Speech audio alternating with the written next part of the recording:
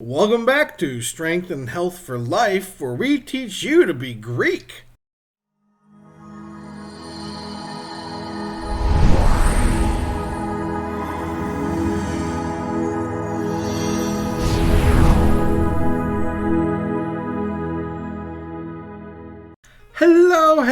Hello! Welcome to day 94 of our wellness journey together. Before we begin, we ask that you smash that like button down below, subscribe to this channel, click the notification bells to receive all alerts, and watch the video all the way through. Also, if you have any topics you'd like to see in this channel, please leave your suggestions in the comment section below. Today, I thought we would continue our series on diets. And what better way to do so than to go over the Mediterranean diet? However, before we do, I just want to let you know that in order to truly succeed both financially and with weight loss and in relationships and have the life you want, you need to learn to control your own income and time.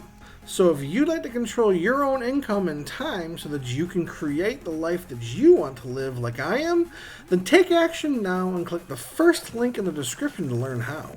I did, and I have never looked back. So how about that Mediterranean diet? What's that? I'm glad you asked. Well, the Mediterranean diet is a diet plan that is typically used permanently.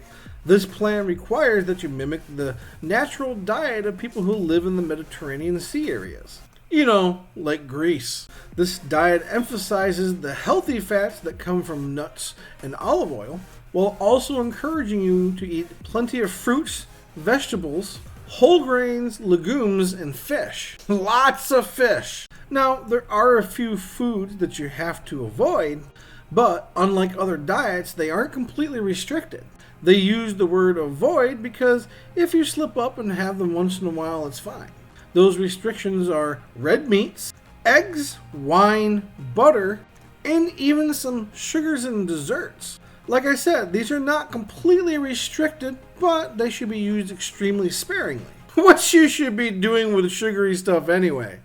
You can, however, have yogurt, cheese, and poultry in small amounts periodically. You can even plan that into your diet regularly as long as it doesn't make up the bulk of your diet, and as long as you don't use it more than once a week or so. As far as fish goes, however, it's required that you eat fish at least twice a week. Notice the word least. This means if you enjoy fish and seafood, you can eat it every day. It's nearly a staple food in Greece. That and olives. Olives are amazing. Oh, and you'll also be using olive oil for all your cooking. This allows you to cook your foods while staying extremely healthy. And if you feel you need something spread on toast or something like that, since you're going to be eating whole grains, instead of using butter or margarine, use avocado. Now you can still have some butter, but it's one of the things you should limit a little bit. Your focus should be primarily on vegetables and fish. That way you're getting nothing but good fats, especially if you just keep popping olives. Olives are awesome. But what about snack food? That's easy. Do you like hummus? Who doesn't? Just grab some whole wheat pita chips and dip it in some hummus. Mediterranean snack. Or you can just grab a clementine or a handful of nuts. And although exercise is always recommended, this is one of the only diets on the list that requires exercise as part of your lifestyle change. Not as something added to the diet, but actually as part of the diet. That's because Mediterraneans spend a lot more time walking around, so it becomes part of their lifestyle. And it's an extremely versatile diet as well. If you need more salt intake, use more salt in your recipes. Need a low sodium diet? Rely more on fresh herbs to season your foods. Now, this is not a low fat diet, but it's low in saturated fat. And that's really the most important part, because your body needs fat in order to burn fat anyway. Hey, and if you have celiac disease, you can even choose gluten-free grains. It looks to be such a versatile diet. But this diet is still not perfect, as there's really no perfect diet. But it sure does come close. It's only fair that we go over these for this diet as well, since I've been doing the same thing with every other diet. Now, this diet can help you lose weight if you do it properly. However, if you overeat the fat, you may see some weight gain. So yes, make sure you eat plenty of the fats, but don't overdo it. And to be honest, it's a lot harder to do with healthy fats than it is to do with saturated fats. Like everything else in life, just do it in moderation. The second issue would be low iron due to reduced meats. This one's easily remedied by just eating some spinach and asparagus. Spinach has 6 milligrams of iron per serving, while asparagus has 3 milligrams of iron per serving. You eat 1 serving of each per day, and you're already halfway to your daily value of iron. Since they're vegetables and are low in calories, just double up on each and you're there. Now, I would suggest dried apricots, which have 8 milligrams of iron per serving.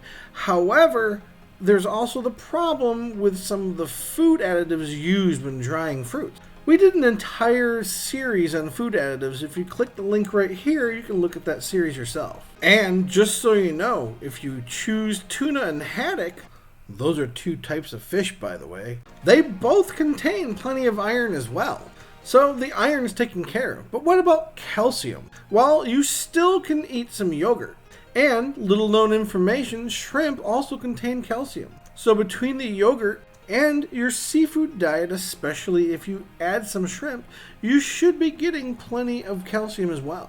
If you find that you're still short, you can always add some ricotta cheese or some broccoli rabe. That would be sprouting broccoli. You know, the whole stalk. Other than that, there's no real issues that I can see. So what's the verdict? Well, my verdict on this diet is it's actually one I would recommend.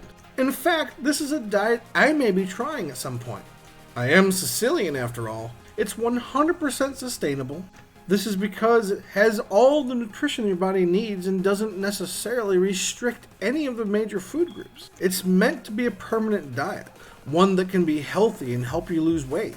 If you're having trouble coming up with your own diet full of fresh, healthy foods, and you need something that guides you along, this would be the diet I would choose for you. It gives you some guidelines, so you're not left just trying to pick things for yourself. But it's not so overly restrictive that you're going to feel like you're missing out on anything. In fact, many doctors at Johns Hopkins recommend this diet, but they also recommend that you always go to your doctor not only to check with the diet before you begin it, but regularly to make sure you're getting the nutrients you need. That way your doctor can help you adjust what you're intaking to make sure that all your nutritional needs are met.